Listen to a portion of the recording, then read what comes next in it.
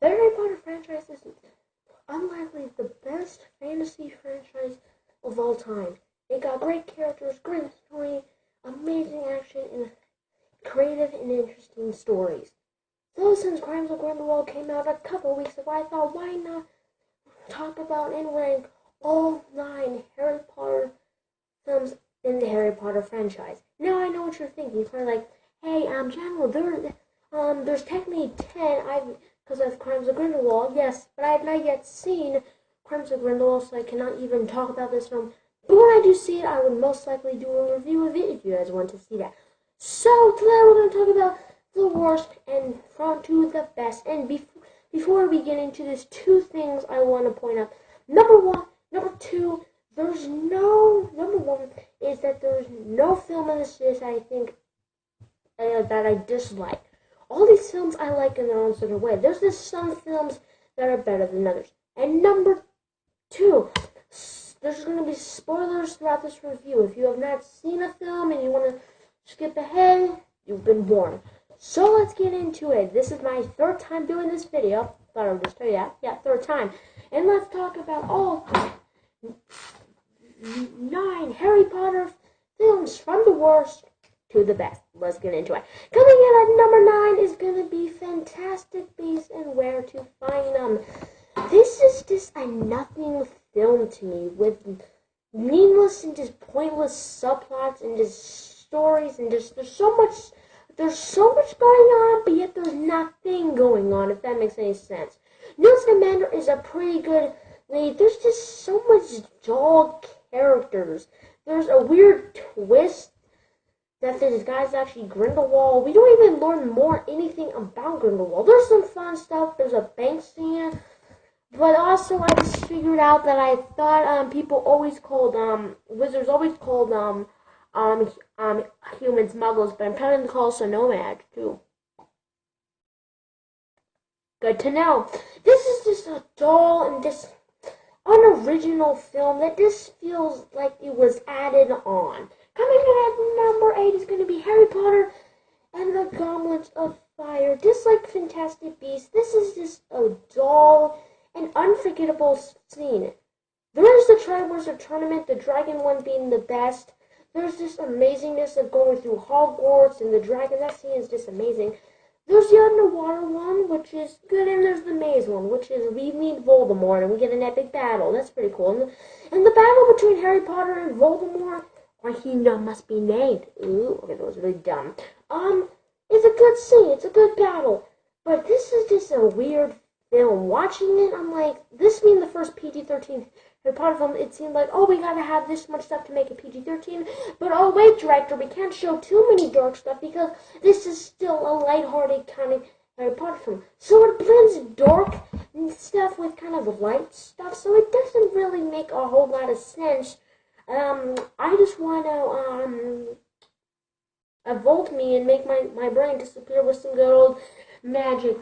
This film is just unforgettable. Coming in at number 7 is going to be Harry Potter and the Chamber of Secrets. The second Harry Potter and the Chris Columbus films. Right away, I just gotta mention, Chris Columbus cannot pace a movie or make a sequel.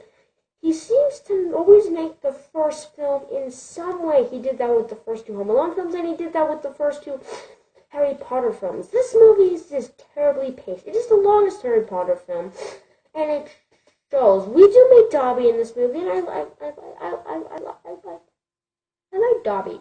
I do. And of course, the cast is always fun, and of course, I didn't even mention, but Professor Snape, really good, and Malfoy, of course. And then we get some fun Quidditch scenes. Quidditch scenes are they're fun. We meet a Basilisk. I do enjoy the ending, but this film is just stuffed to the brim. There's a lot of stuff that could be shortened. And before we get to number 6, I have not read any of the Harry Potter books. Yes, I admit that are being a massive Harry Potter fan, I have not yet seen any of the Harry Potter books.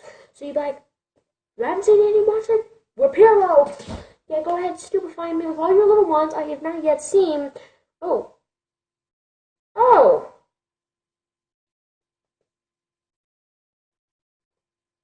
Okay.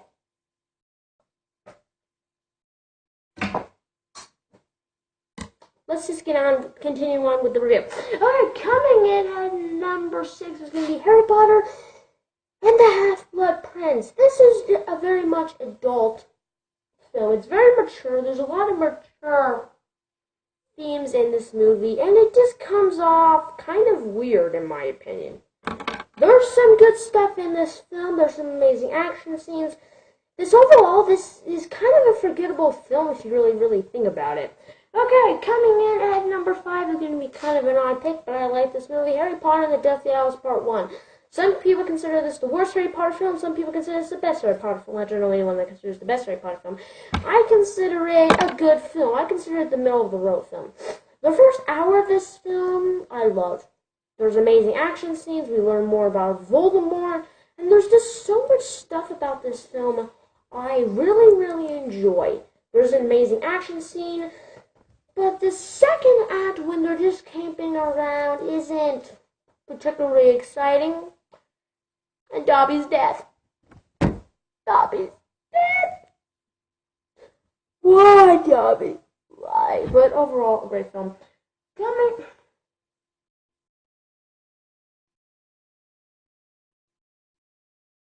At number 4 is going to be Harry Potter and the Philosopher's Stone, the OG. Harry Potter. What you gonna do? This movie, Chris Columbus knows how to set up a world. Just like with Home Alone, 2 different films I know. He knows how to set up a world, and he does that really great. There's amazing action scenes.